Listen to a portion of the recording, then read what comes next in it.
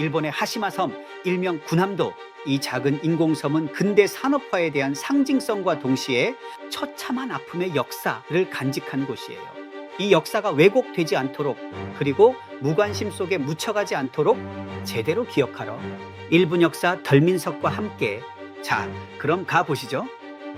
하시마 섬, 일명 군함도의 역사는 19세기 중반으로 거슬러 올라갑니다. 이때 이 섬은 자연적인 여울, 일종의 바닷속 작은 땅이나 암초들이 모여있던 형태에서 시작된 걸로 보는데, 이때는 섬이라고 보기 어려운 상태였을 거예요. 그런데 이 지역에 석탄 매장량이 풍부하다는 게 알려지면서 미쓰비시라는 기업이 짜잔! 하고 등장합니다.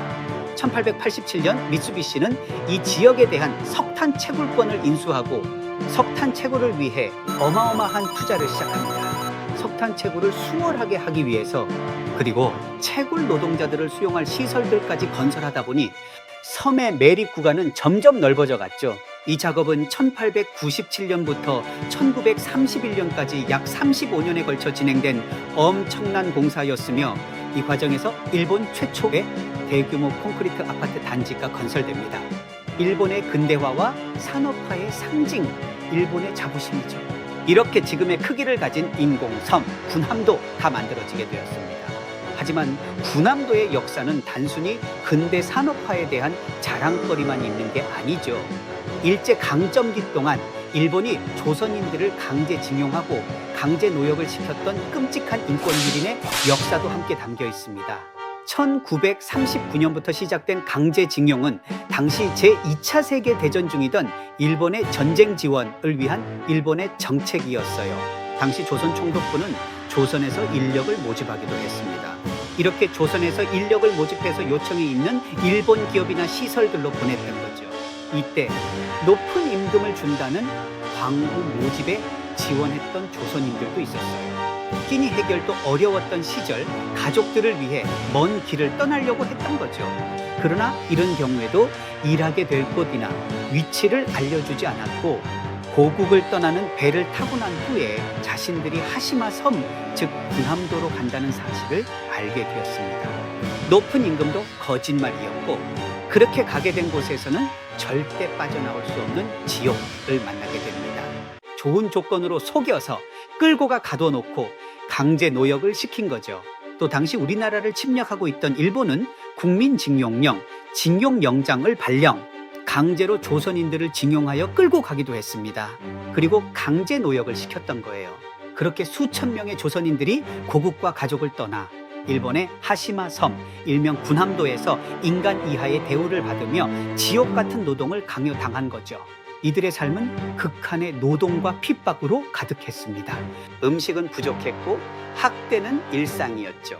19살에 하시마 섬에 들어갔던 김삼수 할아버지와 같은 조선인 노동자들은 하루 12시간씩 일하며 햇빛조차 제대로 보지 못했습니다. 사람이 죽고 난 후에 들려서야 나오는 곳 하시마. 일 안 한다고 사람을 때려 죽게 했고, 조선에는 석탄굴에서의 사고로 보고하면 끝이라는 생존자들의 생생한 증언이 영상 인터뷰로도 남아있죠. 이곳에 강제 동원된 기간 동안 많은 이들이 탄광사고, 영양실조, 질병, 학대 등으로 목숨을 잃었던 거예요. 군함대에서의 생활은 너무나도 열악했습니다. 햇빛이 들지 않고 바닥이 축축한 지하 아파트에서의 생활은 참혹했죠. 그들은 몸이 아파 일을 못하게 되는 날이면 일본인 관리자에게 심하게 구타당하기도 했습니다. 탈출은 꿈꿀 수도 없는 환경이었지만 강제징용된 노동자들 중 일부는 죽기 살기로 군함돼서 탈출을 시도하기도 했습니다. 그러나 대부분 실패합니다. 험한 파도에 휩쓸리거나 발각되어 총살당하기도 했습니다. 기적적으로 탈출에 성공해도 그들이 도착한 곳은 2차 세계대전 중인 일본 본토였던 거예요. 1945년 8월 6일 첫 번째 원자폭탄이 히로시마에 떨어지고 3일 뒤인 8월 9일 두 번째 원자폭탄이 나가사키에도 투하되는 비극적인 일이 발생합니다. 엎친 데 덮친 격으로 당시 소련에서도 일본에 선전포고를 하고 침공을 시작하죠. 그 사이 먼저 이런 소식들을 접한 군함도의 일본인 관리자들은 모두 사라집니다. 그러나 영문도 모른 채 텅 비어버린 섬에 있던 조선인 노동자들은 두 번째 원자폭탄이 나가사키에 떨어지고 얼마 후 나가사키 복구 작업에 투입됩니다. 방사능이 어마어마한 곳에 맨몸으로 시체들과 폭파 잔해를 치우는 일을 또다시 강제로 하게 된 거죠.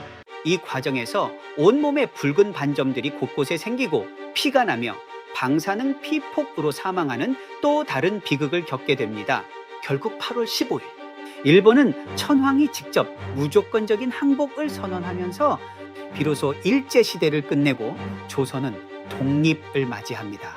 강제 동원된 조선 노동자들은 일본이 항복하고 나서야 인간 이하의 생활을 했던 지옥 같던 하시마 군함도를 빠져나올 기회를 얻게 되는 거죠. 군함도의 역사는 단순히 석탄을 채굴하고 인공섬을 만들어내며 일본 최초의 대규모 콘크리트 아파트 단지를 만들어낸 일본 근대화 상징의 역사로만 끝나는 게 아닙니다.